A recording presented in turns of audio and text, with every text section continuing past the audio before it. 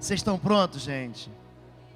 A gente terminou falando um pouquinho sobre o perigo que nossos filhos estão submetidos. Eu tinha mais algumas coisas para mostrar. Eu queria que vocês tivessem muito cuidado quando vocês fossem ministrar na vida de seus filhos. Existe uma literatura hoje contaminada mesmo com mentiras satânicas, diabólicas. Eu tive uma experiência, eu estava contando para a liderança, de uma menina que se envolveu e romantizou e acabou fazendo uma aliança com o espírito imundo, uma aliança de sangue, para pedir para ser como um personagem de uma saga que fez sucesso há uns anos atrás, que ainda hoje passa na televisão, que é Crepúsculo. E ela pediu para ser uma vampira, não do mal, mas do bem. Gente, foi muito triste. Foi muito triste, uma história assim de... eu vou aqui reduzir ao máximo e resumir ao máximo, mas no final das contas, ela fez uma aliança, ela ouvia vozes, ela passou a ver o mundo espiritual, ela tinha uma percepção dos demônios, coisas que uma pessoa normal não vê, ela via. Fomos eu, pastor Sebastião, que é o pastor presidente, naquela casa.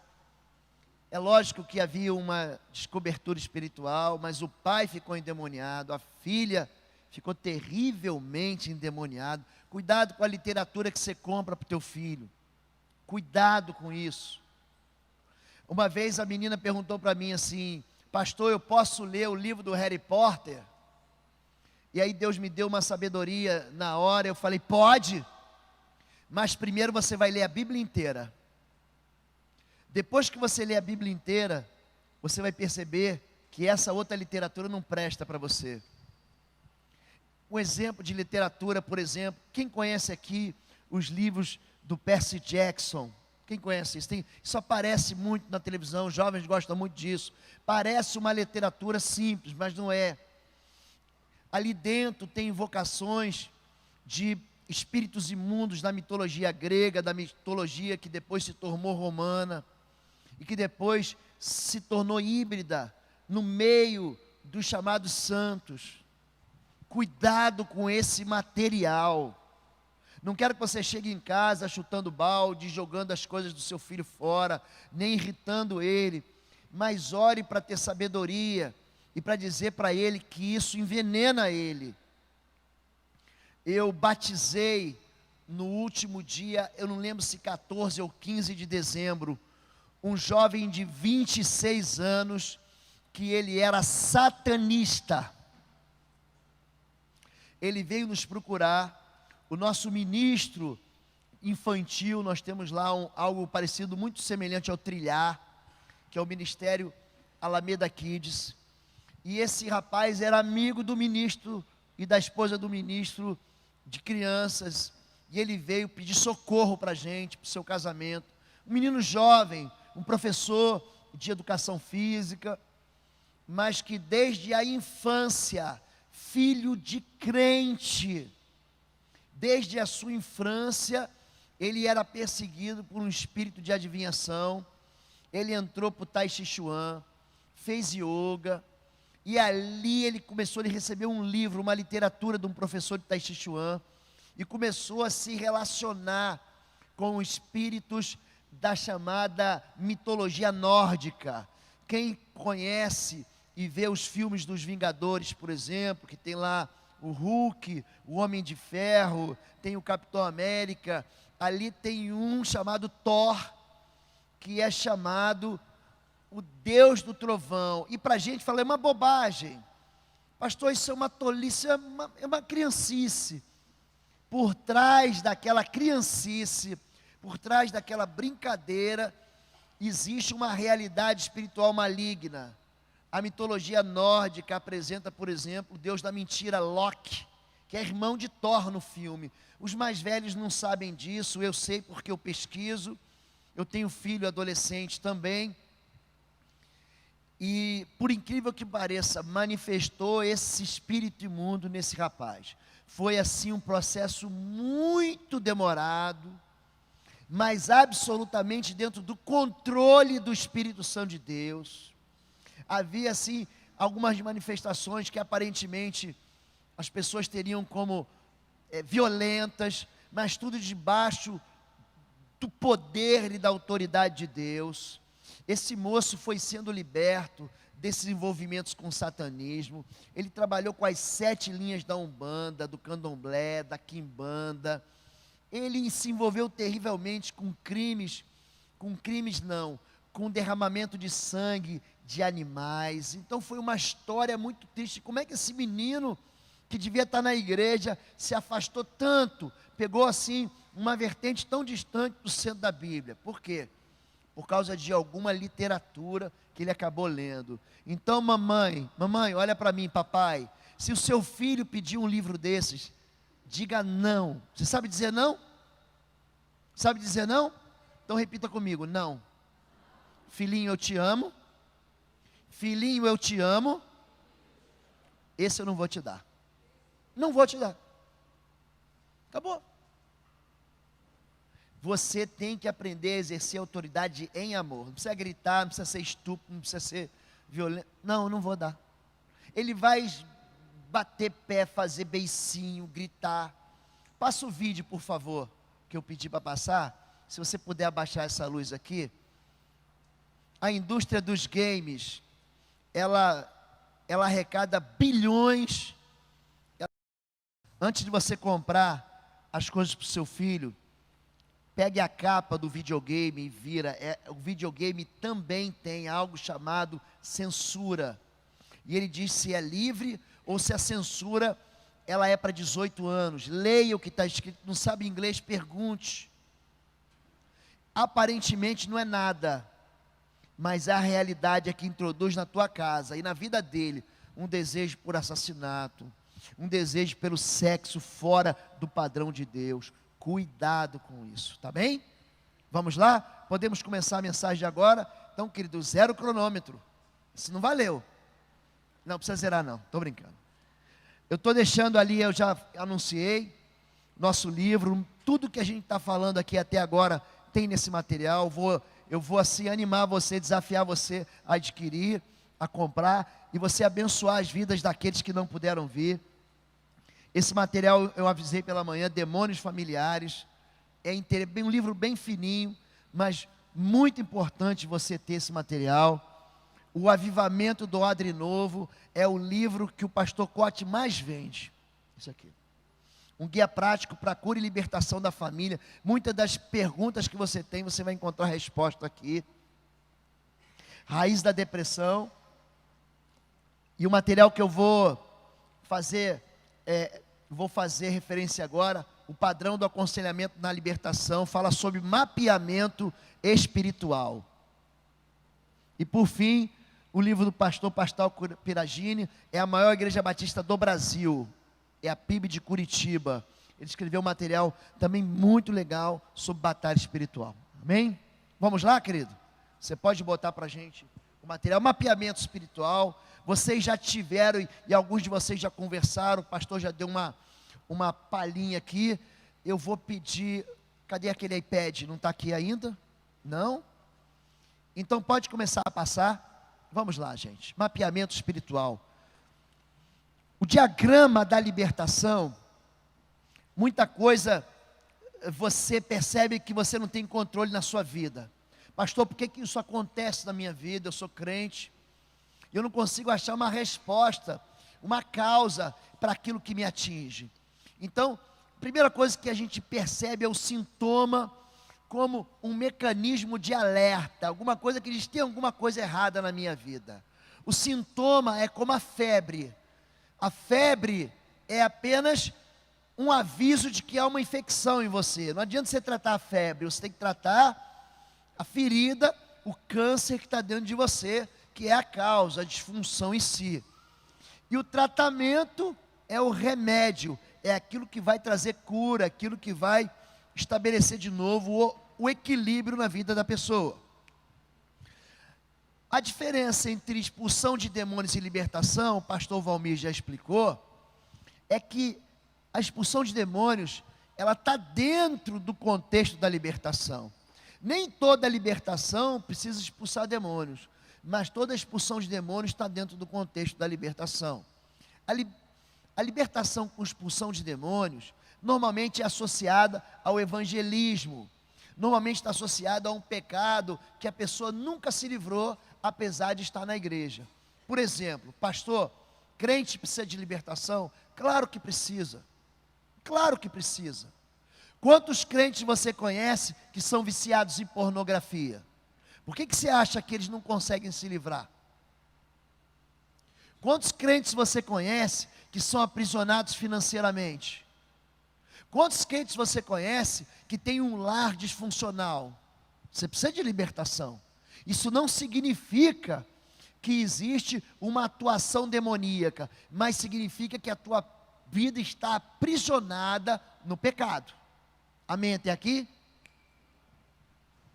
Como é que a pessoa impede uma libertação?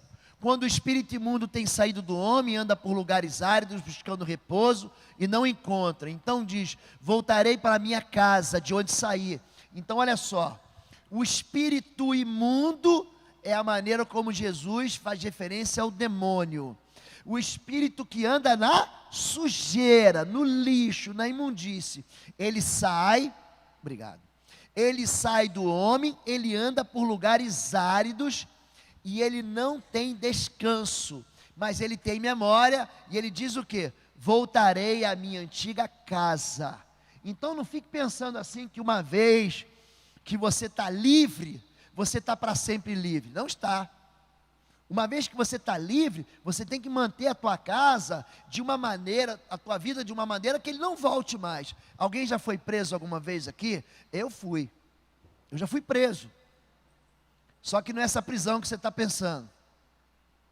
A gente, quando é aluno e cadete da escola militar, quando você faz uma bobagem, o teu comandante fala assim, é tantos dias de detenção, é tantos dias de prisão.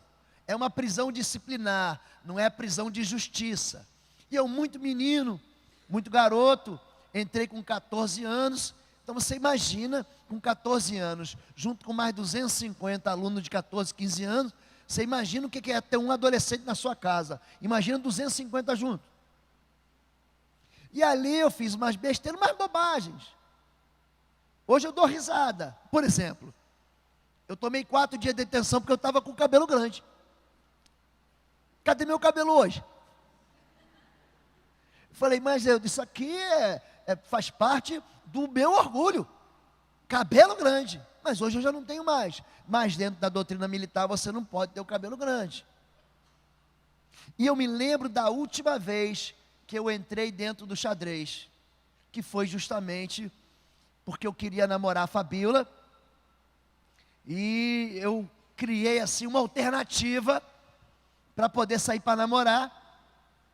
E na verdade essa alternativa não era uma alternativa legal. O meu comandante me chamou, como você saiu durante a semana, no final de semana você vai ficar aqui. E eu me lembro que eu voltei assim, olhei para aquele xadrez e falei, eu nunca mais volto para cá. E aí a partir daí eu andei tão certinho, porque eu queria tanto namorar, que eu nunca mais fui preso. Você entende isso? O espírito imundo, ele sai do homem, ele anda por lugares áridos, ele busca repouso, mas não encontra. Então ele se lembra da última casa, ele se lembra, ele tem o teu CEP, ele tem um GPS que ele marcou a você, e ele fala, voltarei à minha casa de onde saí. E voltando, ele acha ela desocupada, varrida e adornada. Essas palavras são interessantes. Desocupada. Você liberta a pessoa. Se a pessoa não traz para dentro do seu coração Jesus, ela continua refém, ela continua alvo, ela continua sendo fragilizada para aquele mesmo pecado, para aquele mesmo demônio voltar para ela. Varrida, ela está limpa, mas o espírito é imundo, ele não fica em lugar limpo, ele está preparado, adornado, é preparado para receber alguém. Então vai e leva consigo outros 7 espíritos piores do que ele, entrando ali e entrando habito ali, são os últimos atos desse homem piores do que os primeiros. Você já viu gente que vem para a igreja, aí se converte, é uma bênção, começa a caminhar, aí daqui a pouco se desvia e fica pior do que quando era antes? Já viu isso, gente? Pastor, meu filho foi na igreja e depois ele ficou pior do que era. Já ouviram isso? Isso é comum, gente. Por quê? Porque o processo de libertação ele tem que ser algo que não pode parar. Se você apenas libertar a mão da pessoa, ele vai achar que está livre, porque ele estava todo amarrado. Mas você tem que soltar os pés, tem que soltar a outra mão, tem que soltar a vida inteira da pessoa. O processo é um processo que é ininterrupto. Se o homem abandonar Deus, aquele mesmo espírito imundo volta. Os espíritos, eles são familiares. É muito interessante. Eu e Fabiola fomos no enterro. Eu vi isso. Fomos no enterro de uma vovozinha. Essa vovozinha misturava a vida dela com uma série de ocultismo, invocava espíritos de ocultismo. Na hora que essa velhinha foi sepultada, que o caixão dela tocou no chão, aqueles espíritos imundos vão buscar lugar aonde? Dentro da própria família. Aqueles espíritos imundos entraram na vida de um menininho de 2 anos de idade. Eles vão buscar lugar na família. Olha, o fulano é igualzinho o papai, igualzinho o vovô, era igual. Fazia as mesmas bobagens, fazia as mesmas falcatruas. Presta atenção nisso. Você tem que perceber e ser inteligente o suficiente para discernir uma perseguição espiritual dentro da sua vida, dentro da sua casa. Quem é que impede a libertação? Presta atenção, pessoas não crentes. Por que não se faz libertação com pessoa não crente? Porque você vai expulsar um demônio e vão voltar 7. É uma crueldade, gente. É uma maldade. Então o primeiro passo é trazer a pessoa para Jesus. É o primeiro passo. Segundo lugar, o que impede? Pessoas descomprometidas com o evangelho.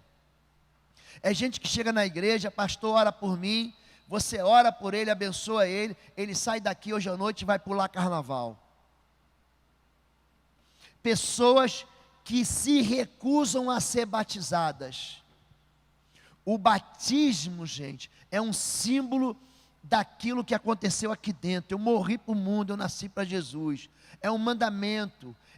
Você tem dentro da visão bíblica 2 ordenanças. É a ceia do Senhor e o batismo.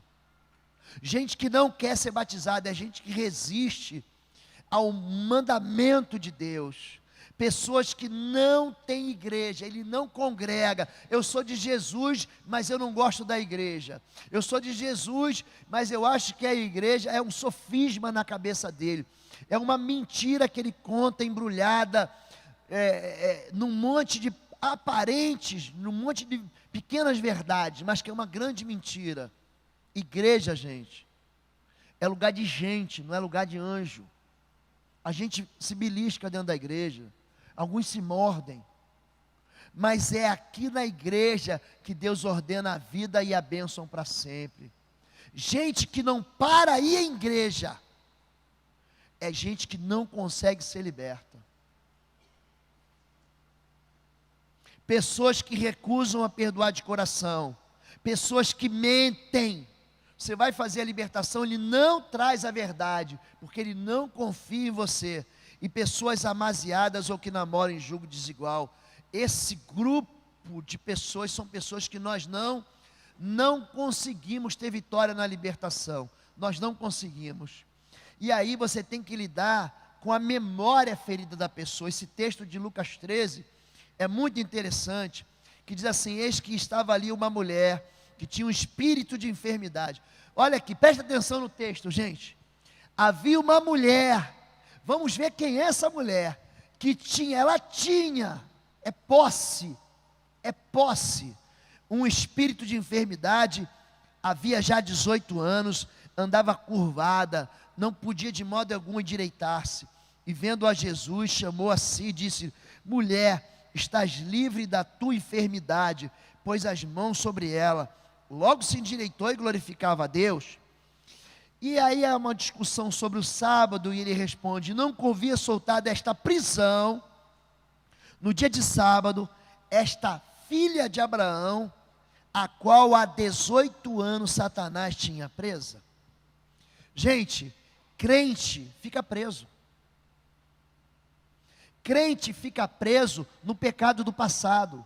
Essa mulher era filha de Abraão. Você pode pegar os comentários Champlin, os comentários Matthew Henry, o comentário Vida Nova, o comentário Vida, todos eles vão dizer que essa mulher era crente. Ela estava na sinagoga, ela estava buscando a Deus. Ela não era uma moça que estava desviada do evangelho. Ela estava 18 anos presa por um espírito de enfermidade que mantinha ela encurvada, que mantinha ela aprisionada. Alguma coisa aconteceu lá há 18 anos.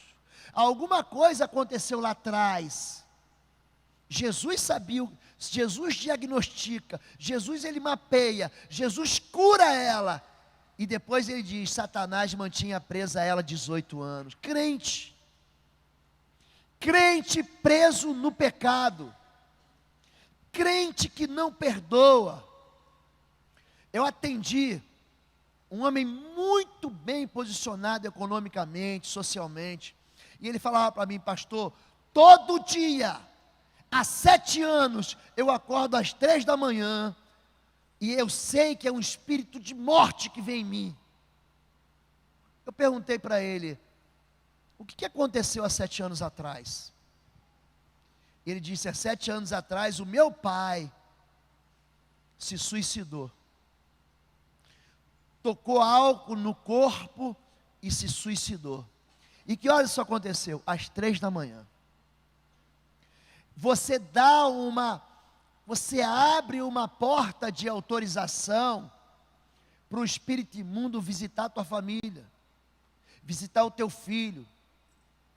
Davi se deita com Batseba, ele desconstrói a proteção, os seus filhos entram numa confusão, numa competição, numa luta pelo poder, numa desgraça.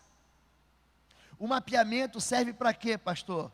Para a gente identificar causas de ferida. Causas de ferida. Diz assim: como o pássaro vaguear, como a andorinho voar, assim a maldição sem causa não virá. Provérbio 26, 2. A maldição, gente, não é uma coisa ruim. Entenda, a palavra é ruim. A palavra ela é usada num contexto ruim. Mas a maldição, ela vem no princípio como um alerta. Existe uma causa para o mal que está te tocando. Pastor, eu não sei o que eu fiz. E é isso que nós vamos identificar. Sintomas de maldição, sintomas de que algo vai mal na sua vida. Diagnosticar o que, gente? Memória ferida por culpas, vergonhas, abusos e traumas encobertos, pecados ocultos, iniquidades e feridas familiares, quebras de alianças, crises familiares. Você busca diagnosticar o que está aqui. A maldição nada mais é do que uma repetição de sintomas, assim como a bênção também é. E será que, se ouvires a voz do Senhor teu Deus, tendo cuidado de guardar todos os seus mandamentos, que hoje te ordeno, o Senhor teu Deus te exaltará sobre todas as nações da terra. Tem a ver com obediência à palavra de Deus. Todas essas bênçãos virão sobre ti e te alcançarão, quando ouvires a voz do Senhor teu Deus. O Senhor mandará que a bênção esteja contigo nos teus celeiros, em tudo que puseres a mão, e te abençoará na terra que o Senhor teu Deus, na terra que te der o Senhor teu Deus. Já viu gente, eu falei ontem aqui, que tudo dá certo na vida dele? Já viu isso? Sabe o que tem por trás disso? Obediência. Obediência. Pastor, e se eu ignorar o princípio? Deus vai te chamar, Deus vai te avisar. Repetição de sintomas. Será, porém, que se não deres ouvidos à voz do Senhor teu Deus, para não cuidares em cumprir todos os seus mandamentos, seus estatutos que eu te ordeno, então virão sobre ti todas essas maldições e te alcançarão. A turma que faz teologia vai perguntar, mas pastor, Gálatas 3,13 diz que Jesus nos resgatou da maldição da lei. Falou mesmo. Você quer ver uma coisa interessante? Por que a mulher sente dores de parto desse jeito? Me parece que havia dores de parto no princípio. Só que Deus diz, porque destes ouvido à serpente, eu multiplicarei as dores da tua concepção. Alguma mulher dá luz sem ter dor aqui? Algum homem consegue se sustentar sem o suor do seu rosto? Maldita é a terra, dela nascerá espinhos e ervas daninhas, cardos e abrolhos. Maldita é a terra. A maldição tem fim, pastor? Tem, na obediência. A bênção pode vir para minha casa? Sim, na obediência. Como é que eu atraio o favor de Deus para mim? Ficando debaixo da cobertura de Deus. Deus diz assim, Ele coloca limites para mim. Não mate, não roube, pague os seus salários, os salários dos seus empregados em dia, mantenha a sua vida e a sua aliança em santidade, honre teu pai e tua mãe. Ele está me protegendo. E aqui, diante desse local, aqui vocês estão vendo um tapete vermelho. Enquanto eu ando aqui, eu vivo seguro. A partir do momento em que eu desobedeço, eu sou alvo, eu sou vítima de um espírito imundo que vai me atacar, que vai atacar minha família. Ele vai me oferecer algo que aparentemente é prazeroso, mas que vai destruir a minha história. Então, quando se fala sobre o papel de maldição, o papel é só alertar, gente. A maldição não é ruim. A febre é ruim? Febre é ruim? Não é. A febre é boa, te avisa, tem algo errado. Se a gente não tivesse febre, como é que a gente ia identificar, por exemplo, uma infecção no ouvido ou na garganta do nosso filho? A febre me dá a oportunidade de eu tratar o que está disfuncional, para eu tratar a enfermidade. Sintomas de maldição, vamos lá.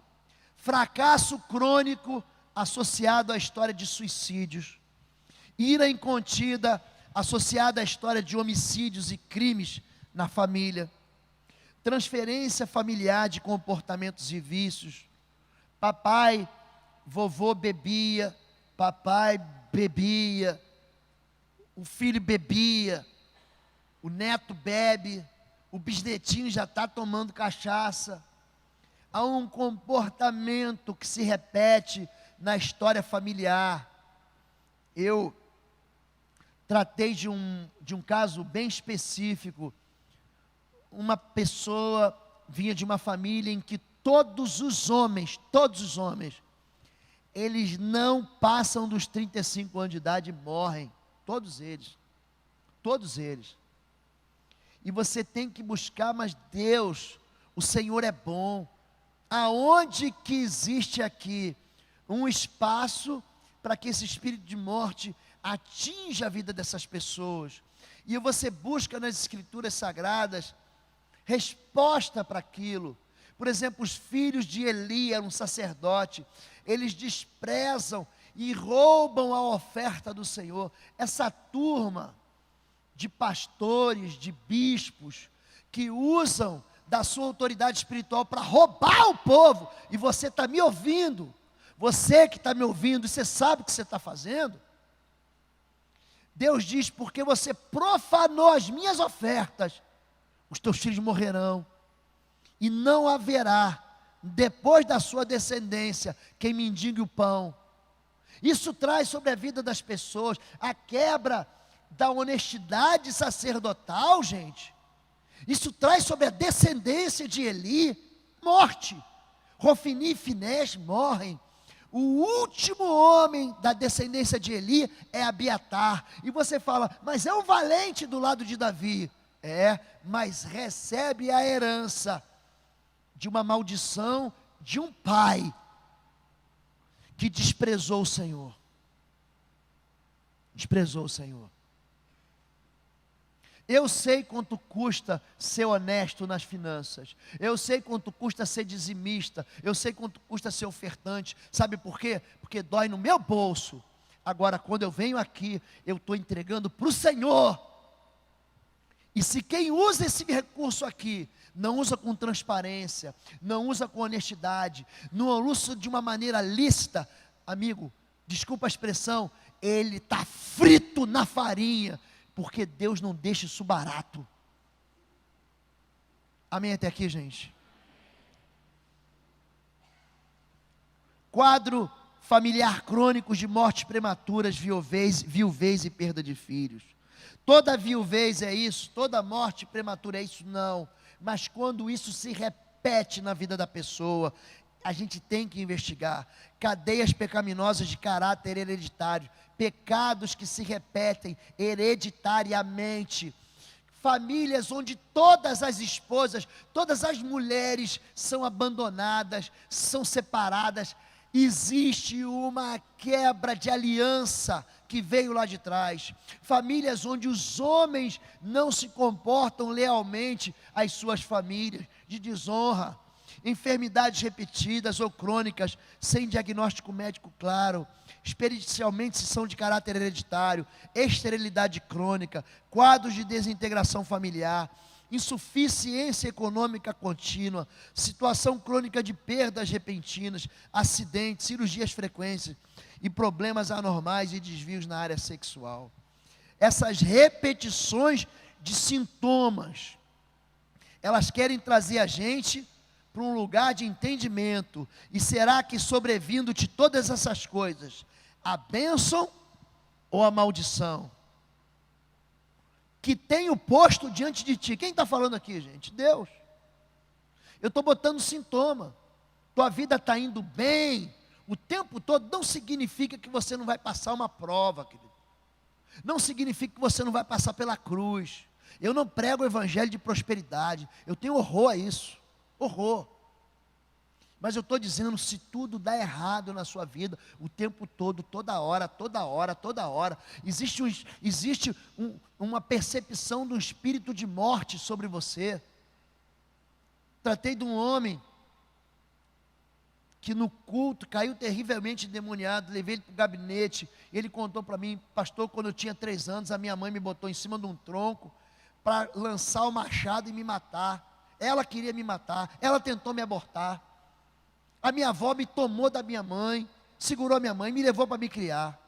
Quer dizer, ele já houve uma tentativa de aborto. Depois a própria mãe vai matar o garoto. A avó salva ele. Ele vai morar com a avó, com 6 anos ele volta para brincar um fim de semana com os irmãos. A irmã dele pega uma garrucha, guardada do pai, e dá um tiro brincando na cara do menino, entrou aqui no nariz, ele tem a cicatriz, e parou aqui no cérebro do rapaz. Ele sofre 1, 2, 3 acidentes, em que ele para na UTI e fica entre a vida e a morte. E aí, na hora de eu tratar aquilo, manifesta um espírito de morte. Gente, você tem que entender que isso é uma realidade. Existe um pecado da autoridade por trás disso. Um rapaz que nunca frequentou, que nunca buscou magia, feitiçaria. Por que isso está acontecendo na vida do rapaz? De onde que está vindo isso? Escute o que eu vou falar agora. Essas pessoas são vítimas. Vítimas. A gente precisa socorrer elas. E elas estão dentro da sua casa. O mapeamento serve para a gente investigar a razão dessa repetição de sintomas, bênção e maldição que tenho posto diante de ti, te recordare delas, entre todas as nações para onde te lançar o Senhor teu Deus, te converteres ao Senhor teu Deus, deres ouvidos à sua voz, conforme tudo que eu te ordeno, tu e teus filhos, é a família, com todo o teu coração, com toda a tua alma, então o Senhor teu Deus te fará voltar do teu cativeiro e te compadecerá de ti. Deus tira a gente de cativeiro. Obediência é a chave para isso. Causas de herança maldita. Número 1, iniquidade dos pais. Os céus e a terra tomam hoje por testemunha contra vós, que tenho proposto a vida e a morte, a bênção e a maldição. Escolhe, pois, a vida para que vivas tu e a tua descendência. Você pode escolher a desobediência ou a obediência. Você pode escolher a vida ou a morte. Você pode escolher a bênção e a maldição. Preste atenção no que eu vou dizer. O diabo é um acusador extremamente experiente. Ele é um promotor. Ele não está vindo com umas acusações assim, meia sem nexo. Ele vem com provas concretas contra você, para te acusar, para te condenar. Ele levou provas de Adão, tirou Adão do paraíso, tirou Adão da presença de Deus. Não brinque com isso. As heranças dos nossos pais, a gente tem que amar o nosso pai, querido. Só que nós temos que reconhecer que portas foram abertas sobre a nossa vida e que trouxeram sobre nós sofrimento. E é necessário rejeitar isso. É necessário você confessar esses pecados. É necessário você romper com o pecado. Meu pai fumou a vida inteira. E eu vivo num tempo em que não tinha, por exemplo, controle remoto. Sabe como era o controle remoto lá em casa? Sabe como é que é? Você tinha que levantar o botão e apertar.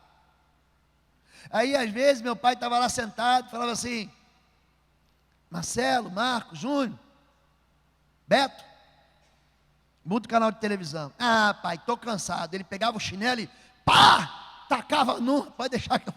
Esse era o controle remoto, a chinelada, você ia lá e tocava. Papai fumava. Ele chegava em casa cansado, e aí ele sentava e falava assim, não tinha isqueiro. Vocês lembram do Magic Click? Vocês não sabem o que é isso. Era um dispositivo que você apertava assim e saía um foguinho para acender o fogo. Hoje o fogão, você liga, o fogão já acende o bicho, já sai o fogo. Mas naquele tempo tinha um Magic Click forte. Ele falava assim, vai lá acender. Eu acendi cigarro do meu pai a partir dos 8, 9, 10 anos. E meus irmãos também. O que você acha que aconteceu com a gente? Todos nós fumamos. Até o dia que eu fui no lugar e eu vi uma pessoa manifestando um espírito. E a primeira coisa que o espírito fez, sabe o que foi? Pegou um charuto, botou na boca e acendeu. É vínculo espiritual. Eu falei, opa, eu não. Peguei meu cigarro, peguei aquilo que era vínculo do cigarro, isqueiro, fósforo, joguei tudo fora. Acabou. Quando você rompe com o pecado, você também rompe com a perseguição de maldição. É só você abandonar o pecado. Às vezes, para abandonar o pecado, você vai precisar de ajuda. Você não consegue sozinho. E aí você vai pedir apoio para quem? Para a liderança da igreja treinada para te socorrer nisso. Transferência familiar de pecados. Nossos pais pecaram, o pastor citou esse texto, já não existem. Nós levamos as suas maldades, tradição. Filho meu, não leva desaforo para casa. E aí bota o filho para ser um violento e agressor na rua. A família dos fulano, aqui, é a família de pegador. Eu acho que eu contei aqui uma vez. Certa vez, Arthurzinho, meu filho, lendo a Bíblia, ele viu lá uma história e virou para mim, a história de Jacó. Jacó, você sabe, ele tinha 4 esposas. E ele perguntou para mim assim, pai, o que você acha? Eu posso ter 4 esposas? Posso ter 4 namoradas? Na cabecinha dele, ele devia estar lá olhando para a moreninha, para a lourinha, para a ruivinha, e falou, qual que eu decido? Mas ele era muito pequeno ainda, ele falou, posso ter 4 esposas? Eu falei para ele assim, filho, abaixa seu short que eu quero ver uma coisa aí. Quantos pintos você tem? Ele disse 1. Então é uma esposa só. Ele, entendi. E se eu tivesse 4 pintos, aí você podia ter 4 esposas. Mas como você tem um só, você vai fazer aliança com uma só. É de um jeito que você acha graça, mas ele entendeu o recado. Ele entendeu o recado. Ele entendeu o princípio.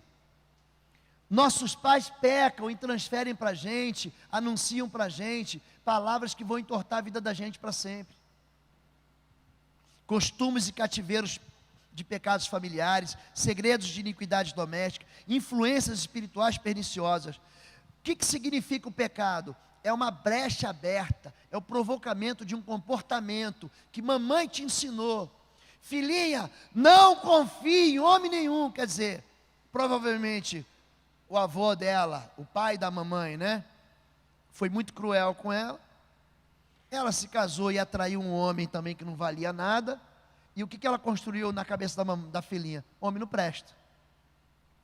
Nenhum homem presta. O que é isso? Você não me conhece? Que história é essa que nenhum homem presta? Que conversa é essa? Cria uma fortaleza na cabeça da pessoa. Então isso é uma causa de maldição, é a herança que os nossos pais. Número 2, quebra de alianças, adultérios, divórcios, filhos fora do casamento e apostasia. Você pode estar aqui, pode ter sido um filho fora de casamento. Um filho que cresceu debaixo de uma orfandade espiritual. Você pode ter sido filho dentro de um divórcio. Você pode ter sido filho de um adultério. Esse tipo de comportamento é um comportamento que hoje é celebrado aonde? Nos costumes e tradições brasileiras. Hoje, você vê uma festa chamada Carnaval, que só traz desgraça para o nosso país, mas traz dinheiro.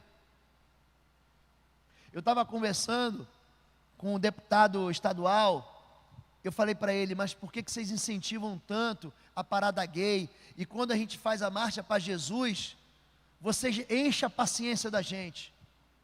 E ele falou para mim o seguinte, não, a parada gay é o seguinte, o povo vem de tudo que é lugar, enche os hotéis, eles gastam nos bares, gastam com bebida, gastam nos motéis, gastam na cidade toda, e vem muito dinheiro para a gente. Ó, crente, marcha para Jesus.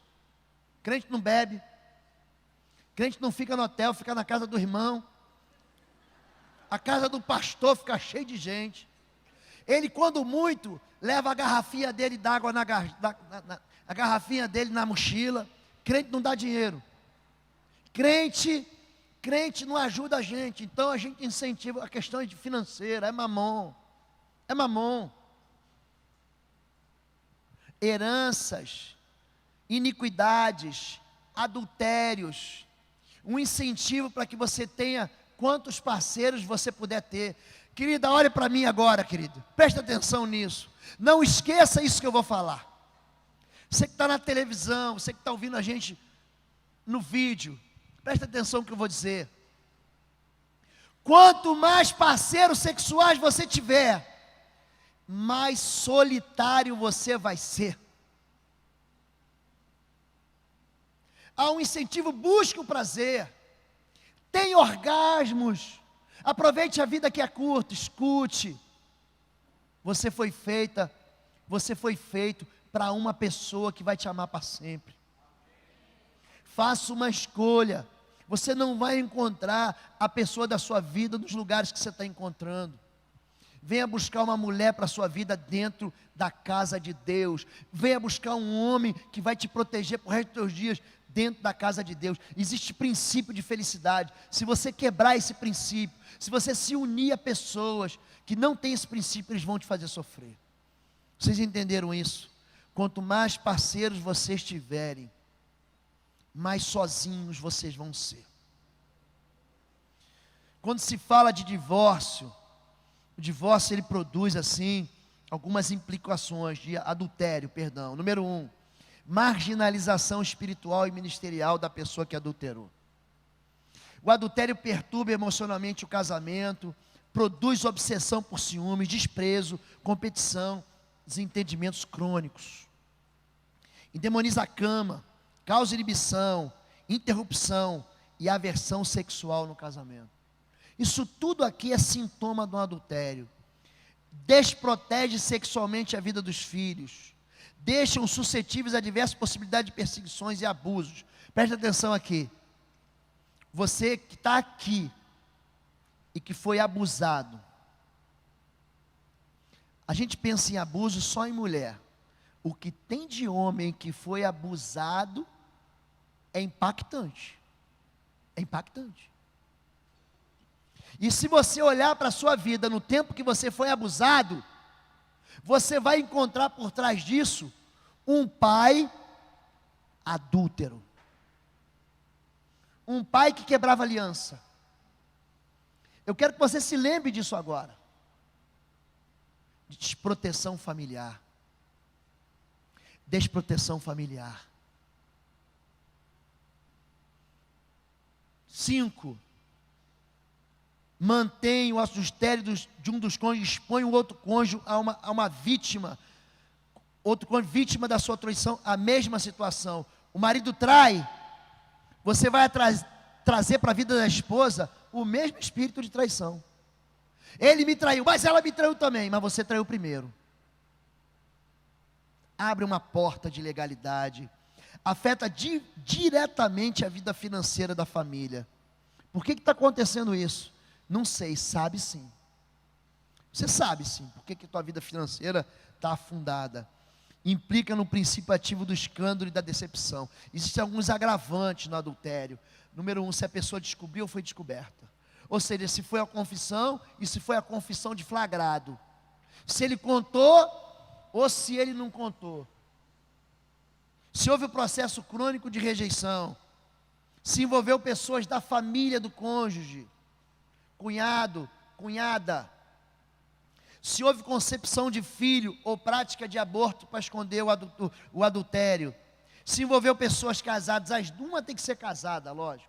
Mas se envolveu 2 pessoas casadas. Se a pessoa ocupa posição ministerial. Se envolveu pessoas do próprio ministério. Nós estamos conversando, eu e o pastor Valmir aqui, sobre um pastor que fugiu com a secretária. Sobre outro que fugiu com a esposa do outro pastor. Isso tudo vai agravando o contexto, isso tudo vai agravando os sintomas. Se praticou abusos espirituais para encobrir o pecado. Fulano descobriu, então pega ele, exclui da igreja. Isso é comum, gente. Isso é comum. Se você vive em santidade, eu trabalho assim numa área que eu fico botando toda hora o dedo na ferida da pessoa, toda hora. Isso machuca. Aí a pessoa automaticamente cria uma aversão. É aquele médico que vai espremer o pus. Aquele médico que vai fazer aquela cirurgia doída. Então a tendência é se afastar, rejeitar e criar assim uma antipatia. Na verdade o problema não está comigo, o problema não está com você que está em santidade, o problema está com ele. E ele usa um mecanismo de fuga para te evitar. Quando na verdade você só quer socorrer ele. Existe cura para adultério? Claro que existe, gente. Eu nunca disse que foi fácil, mas existe. Se usou informações pastorais para seduzir, se envolveu em situações de homossexualismo ou perversão. Qual é a terapia de Deus para adultério? A ferida produzida pelo adultério demanda uma intervenção cirúrgica. Então, presta atenção no que eu vou falar. Não se lida com adultério sem um médico. Você precisa do apoio pastoral. Você precisa de alguém que vai te ajudar. Alguém que é crente. Alguém que está formado. Alguém que sabe abrir a ferida. Que sabe tirar o câncer, mas que sabe fechar. Alguém que não vai te abandonar. É um processo dolorido, mas é um processo que tem cura. Oséias capítulo 6, do verso 1 ao verso 3, ele diz que Deus, ele abre a ferida, mas é um Deus que fecha a ferida. O adultério, pastor, é motivo para divórcio? Não. Mas eu não conheço ninguém que tinha um casamento, que passou por uma tristeza dessa, que não confessou o pecado para o seu pastor, que não foi tratado, que não restaurou. Olha o que eu vou dizer agora, mulher e homem. Eu tratei de mulheres que adulteraram, eu e Fabíola, e de homens que adulteraram. A nossa tendência é nos aliarmos à vítima, aquela que foi traída, aquele que foi traído. Escute o que eu vou dizer agora. Vai parecer estranho o que eu vou dizer, mas acredite nisso. Os dois são vítimas. Os dois. A moça é vítima, foi traída. O rapaz é vítima, foi traído. Agora, o rapaz que traiu também é vítima. A moça que traiu, gente, há uma dor emocional no coração do homem que traiu, do homem que é crente, do homem que um dia viajou, que foi para distante, que se envolveu no escuro, na escuridão, na penumbra. Há uma dor, há um peso nele terrível. Ele não consegue crescer ministerialmente, ele é desautorizado espiritualmente. Você precisa ter misericórdia, querido. Você está me vendo hoje aqui. Procura socorro com alguém que não vai te expor. Sempre, sempre, sempre a pessoa deve falar. Eu tenho um amigo, chama Pastor Cote, ele trabalha muito. Tem um livro muito bacana que eu trouxe que fala sobre isso. Chama A Face Oculta do Amor, desvendando o espírito de sensualidade. E ele conta sobre confissão de pecados. Você conhece tua esposa, querido, você conhece teu marido. Deixa Deus levar você, deixa Deus conduzir você nesse processo. Converse com o seu pastor. Quando a pessoa vem trazer para mim uma dor, quando ela vem trazer para mim um pecado, quando ela vem trazer para mim a sua iniquidade, gente, eu vou morrer, mas ninguém vai saber. Ninguém vai saber. A fofoca é o suicídio da confiança e do aconselhamento. Você vai aconselhar a pessoa te falou. Isso é segredo de gabinete pastoral, isso é segredo de líder de pequeno grupo. Isso não pode sair da sua vida. Ele confiou em você. Se você contar, você vai estar traindo ele. Vai vir outra traição sobre a vida da pessoa. Você trata a vítima que traiu, você trata a vítima que foi traída. Quais são os processos dolorosos desse procedimento? Não tem como resolver ou confessar adultério sem que o cônjuge traído e o próprio casamento sofram uma profunda ferida. Ninguém nunca está teoricamente preparado para ouvir uma confissão como essa. Por mais dolorosa que seja, essa é a ferida do médico, é aquele bisturi que entra, é a ferida da cruz. E se existe alguma possibilidade de salvar o casamento, é aqui, ó. É aqui. Começa com uma confissão sincera, um compromisso, nunca mais fazer isso. Olha para mim aqui. Perdão não é para todo mundo. Perdão é para quem pede perdão. Perdão é para quem se arrepende e diz: eu não vou fazer mais. Eu não vou entrar de novo nesse xadrez. Eu não vou entrar de novo nessa jaula, nessa cadeia. Eu não vou fazer mais isso. O perdão, gente, é para quem perdoa. Você ficou zangado comigo, aí você vem e me dá um tapa, pá! E eu não fiz nada contra você. Você me bateu. Você estava irritado, com a cabeça quente. Você encontrou lá numa situação, você estava com a cabeça fervendo e veio, descontou em mim e me bateu. Daqui uma semana você volta e diz: pastor, eu estava com a cabeça quente, o senhor me perdoa? Eu digo: eu te perdoo, mas você nunca mais vai bater na minha cara. Não está bem, pastor. Aí é a restauração. Agora, essa história de cai, levanta, cai, levanta, cai, levanta, cai, levanta, aí não tem perdão. Arrependimento é mudança de vida. Você tem que ver a desgraça que você está cometendo. Você está atraindo sobre a sua casa. Pode vir aí um processo doloroso de perdoar a pessoa com quem o cônjuge traiu. Você ir lá e perdoar a pessoa que se juntou com o teu cônjuge, aquele rapaz que você confiava, era teu amigo, aquela moça que era tua cunhada, o teu esposo se deitou com a tua cunhada.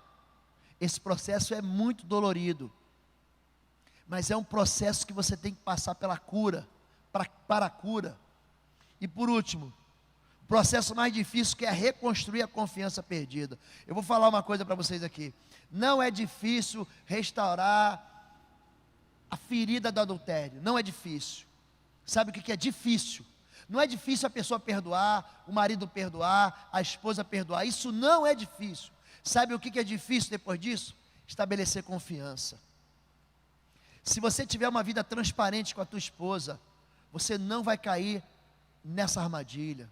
Eu falei pela manhã, não esconda as suas senhas. A tua esposa tem que saber tudo que você ganha. O seu marido tem que saber tudo que você ganha. Tudo. Para onde foi esse dinheiro? A gente precisa prestar conta. Nós somos uma só carne. Quem é essa pessoa? Existem, no início da minha caminhada cristã, tinha pessoa que eu falava, essa pessoa não vou atender. Eu falava, quem vai atender é minha esposa. Não fazia isso, neném? Quem vai atender você é minha esposa. Eu percebi alguma coisa, eu falei, comigo não. Eu não vou atender a senhora, quem vai atender é minha esposa. Você precisa ser sábio. Seja prudente como a serpente. Você chega perto da serpente, a serpente se encolhe. E simples como a pomba. Isso é prudência, isso protege, isso não é sinal de covardia. Ah, esse pastor é um covarde. Não sou não, eu sou obediente. Número 3, causa de herança maldita: idolatria. Não farás para ti nenhum ídolo. Eu vou falar um pouquinho sobre isso mais à noite. Nenhuma imagem de qualquer coisa no céu, na terra, nas águas debaixo da terra. Não te prostrará diante deles, nem lhe prestará culto, porque eu, Senhor teu Deus, sou Deus zeloso, que castiga os filhos pelo pecado de seus pais. Presta atenção, eu castigo os filhos pelos pecados de seus pais, até a terceira e quarta geração daqueles que me desprezam, mas trato com bondade até 1000 gerações aos que me amam e guardam os meus mandamentos. Qual é seu nome? Repara se teu nome foi dedicado a um ídolo, a uma entidade. Repara nisso. Isso é um choque, gente. A idolatria cega a pessoa. O que diz o Salmo 114? Os ídolos têm olhos, mas não veem. Têm bocas, mas não falam. Têm ouvidos, não ouvem. Tornem-se semelhantes a eles, aqueles que o adoram. Uma pessoa idólatra é insensível, não vê, não ouve, não fala, não reage. A idolatria produz insensibilidade espiritual e moral. Você pega a gente, eu dediquei meu casamento a Antônio, dito santo. Vai ver o casamento dele. Uma desgraça. Vive empurrando com a barriga, vive vivendo de crise. Os filhos são terríveis. E está lá, adorando Antônio. Não percebe não. É o único dos mandamentos, dos chamados 10 mandamentos, que Deus diz, olha, esse pecado aqui, eu visito a iniquidade dos pais. Isso aqui contamina a geração. Esse aqui ataca filho, esse aqui ataca neto, esse aqui ataca bisneto. O que eu faço com a idolatria, pastor? O que Deus diz para eu fazer com a idolatria? Vocês queimarão as suas imagens. Pastor, mas foi vovó que me deu essa imagem que está aqui. Querido, preste atenção no que eu vou dizer. Vocês queimarão as suas imagens. Não cobicem a prata e o ouro de que são revestidos. Isso lhe seria uma armadilha. Para o Senhor, o seu Deus, isso é detestável. Não levem coisa alguma que seja detestável para dentro de casa, senão vocês também serão separados para a destruição. Considera-na proibida, deteste-na totalmente, pois está separado para a destruição. Quando a gente entra em Jerusalém, tem uma estrada que leva a gente da capital de Israel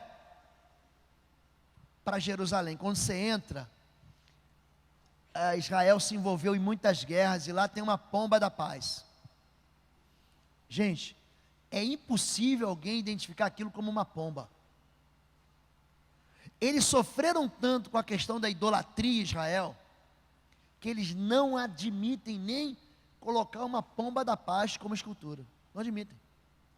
Porque eles sabem como é que isso atrai espírito imundo na vida da pessoa. Por trás de todo ídolo tem o que, gente? O que diz a Bíblia? Por trás de todo ídolo tem o que? Um demônio.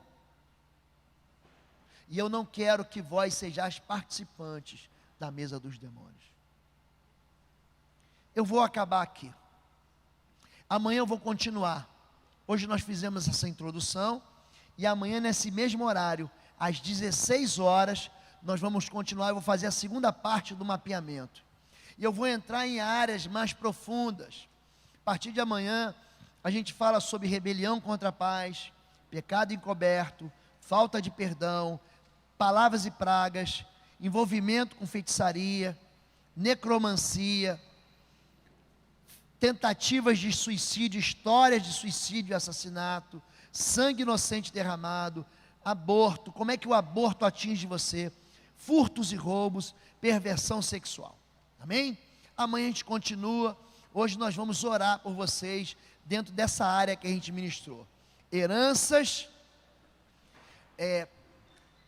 quebras de aliança, divórcios, adultérios. Nós vamos ministrar na área de idolatria. Amém? Vamos ficar em pé em nome de Jesus.